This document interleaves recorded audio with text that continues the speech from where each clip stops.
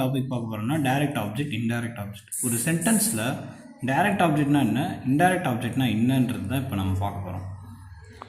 இப்போ இங்கே என்ன எழுதியிருக்குன்னு பார்த்தீங்கன்னா, வாட், ஹூம், டு ஹூம். இதுக்கு தமிழ் அர்த்தம் என்னென்னா என்ன அப்படின்னு அர்த்தம். என்ன, ஓகே, சாரி. டு ஹூம்னா வந்து யாருக்கு, ஓகேவா, அப்படின்றது அர்த்தம்.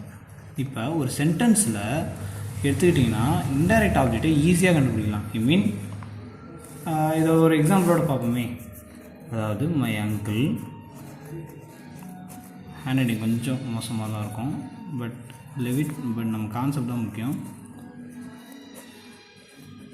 இதை வந்து பார்த்துக்கோங்க, இது வந்து ஒரு சென்டென்ஸ், ஓகேவா.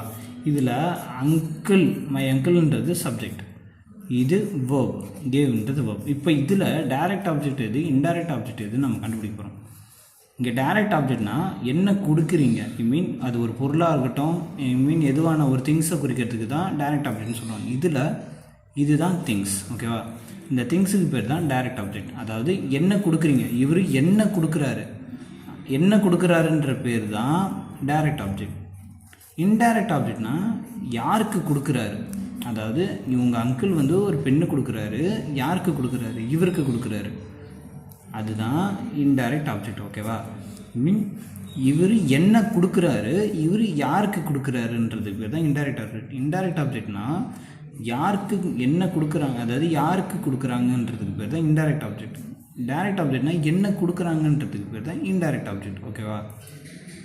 இதில் சின்ன சின்ன எக்ஸாம்பிள்ஸ்லாம் வந்து சைட் பை சைட் நான் வீடியோஸ் சென்ட் பண்ணி விட்றேன்.